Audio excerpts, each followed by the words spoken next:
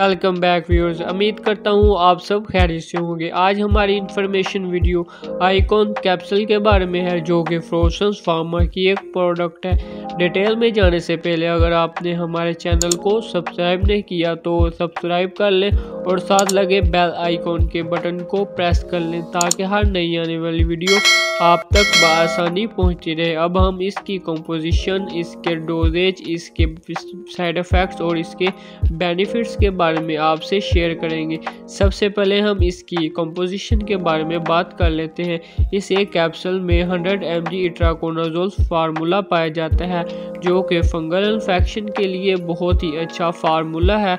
आपके किसी भी किस्म के फंगल इन्फेक्शन के लिए ये कैप्सूल इस्तेमाल किया जा सकता है, यानी कि आपके सर पर कोई भी इन्फेक्शन हो चुका है जो कि आपके सर पर सिकड़ी बना रहा है, आपके सर में बहुत ज़्यादा दर्द होती है, आपके सर के बाल गिरना शुरू हो चुके हैं, तो ये कैप्सूल उसके लिए इस्तेमाल किया जा सकता है, जो कि एंटी इन्फेक्शन कैप्सूल है। इसके बाद अगर आपके जिस्म पर कहीं भी राउंड वोम बन चुके हैं या फिर इन्फेक्शन हो चुका है, जिसकी वजह से आपको बहुत ज़्यादा तकलीफ़ होती है, जिससे ख़ारिश बहुत ज़्यादा होती है, तो आप ये कैप्सूल इस्तेमाल करके तमाम इन्फेक्शन दूर कर सकते हैं। उसके बाद ये उंगलियों के इन्फेक्शन, जो कि उंगलियों के दरमियान हाथ और पाँव और उसके साथ नाखूनों में इन्फेक्शन हो जाता है, जिससे बहुत ज़्यादा तकलीफ़ होती है, दर्द होती है, तो ये कैप्सूल उसके लिए इस्तेमाल किया जा सकता है और उसका इन्फेक्शन दूर किया जा सकता है। उसके बाद अगर औरतों के वजाना पर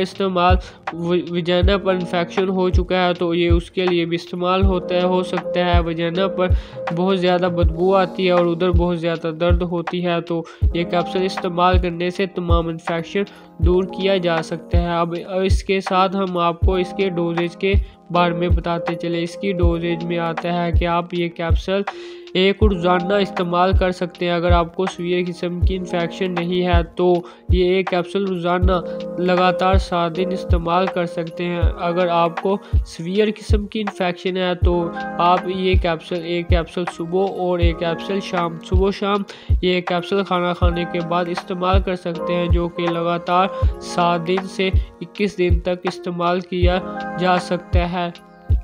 इसके साथ आपके तमाम इन्फेक्शन दूर हो जाएगी। और उसी के साथ मैं आपको बताता चलूँ, ये 12 साल से कम बच्चे इसको इस्तेमाल नहीं कर सकते। 12 साल से अबव जिनकी एज है वो इसको इस्तेमाल कर सकते हैं।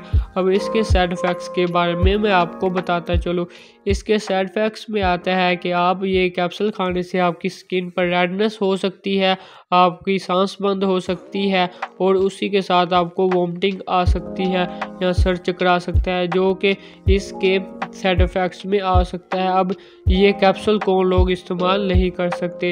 लीवर और किडनी के पेशेंट ये कैप्सूल इस्तेमाल नहीं कर सकते। अगर उनको इन्फेक्शन हो चुका है तो वो अपने डॉक्टर से रुजू करें और उनके मशवरे के मुताबिक ये कैप्सूल इस्तेमाल करें। अगर वीडियो अच्छी लगी हो तो लाइक करें, सब्सक्राइब करें और शेयर करें, ताकि दूसरों को भी इससे फ़ायदा हासिल हो। खुदा हाफिज़।